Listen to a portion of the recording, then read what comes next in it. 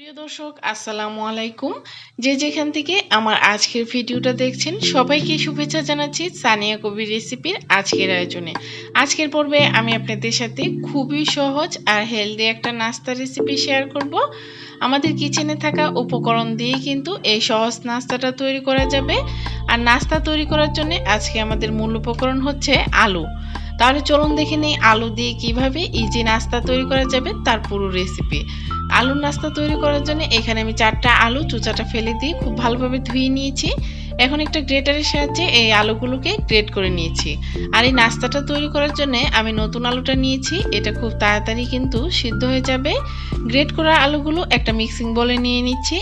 আর পর্যাপ্ত পরিমাণে পানি দিয়ে এই আলুগুলোকে ধুয়ে নিতে হবে, কারণ আলুর মধ্যে কিন্তু অনেক কষ রয়েছে।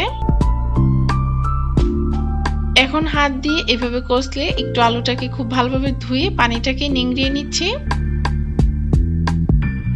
এই একইভাবে সবগুলো আলু নিংড়িয়ে নেওয়ার পর এই অবশিষ্ট যে পানিটা রয়েছে সেটাকে ফেলে দিচ্ছি। আর এই গ্রেট করা আলুর মধ্যে অন্যান্য উপকরণ অ্যাড করে দিচ্ছি। দিয়ে দিচ্ছি 3টা পেঁয়াজ কুচি আর 4-5টা কাঁচামরিচ মিহি করে কুচি করা।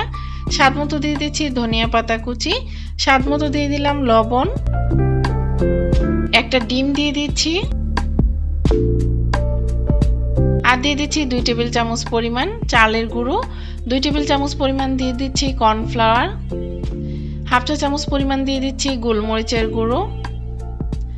1 চা চামচ পরিমাণ দিয়ে দিচ্ছি টেস্টি মশলা। 1 চা চামচ পরিমাণ দিয়ে দিচ্ছি লাল মরিচের গুঁড়ো। আর হাফ চা চামচ পরিমাণ দিয়ে দিচ্ছি হলুদের গুঁড়ো। এখন এই উপকরণগুলো সবকিছু খুব ভালোভাবে মিক্সড করে নিতে হবে।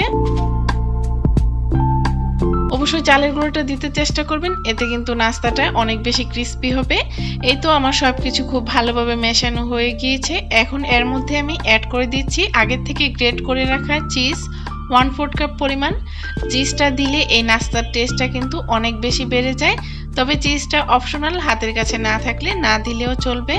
চিজটা দেওয়ার পর আবারও নেড়েচেড়ে খুব ভালোভাবে মিক্সড করে নিয়েছি। এখন চলে যাচ্ছি নাস্তাগুলো ফ্রাই করতে। চুলায় একটি প্যান বসিয়ে দিয়ে এই প্যানের মধ্যে দিয়ে দিচ্ছি 3 টেবিল চামচ পরিমাণ রেগুলার খাবার তেল। তেলটা যখন গরম হয়ে আসবে এই পর্যায়ে এর মধ্যে আমি দিয়ে দিচ্ছি যে নাস্তার মিশ্রণটা। একটা গোল চামচের সাহায্যে কিছুটা মিশ্রণ এইভাবে তেলের মধ্যে দিয়ে একটু ছড়িয়ে দিচ্ছি। আর অপেক্ষা করছি একটা পাশ হয়ে যাওয়া পর্যন্ত।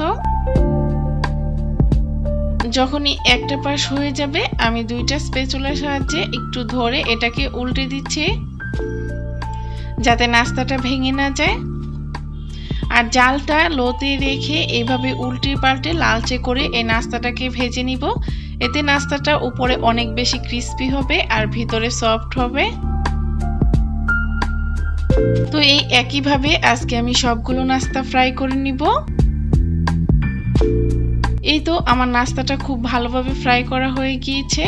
এখন এইভাবে উল্টে পাল্টে নিচ্ছি আর তেল ঝরিয়ে আমি এটা চুলা থেকে নামিয়ে নিচ্ছি। আর এখন পরিবেশন করে দেখিয়ে দিচ্ছি নাস্তাগুলো দেখতে কেমন হয়েছে। দেখতে যেমন সুন্দর লাগছে, খেতেও কিন্তু খুবই মজার হয়েছিল।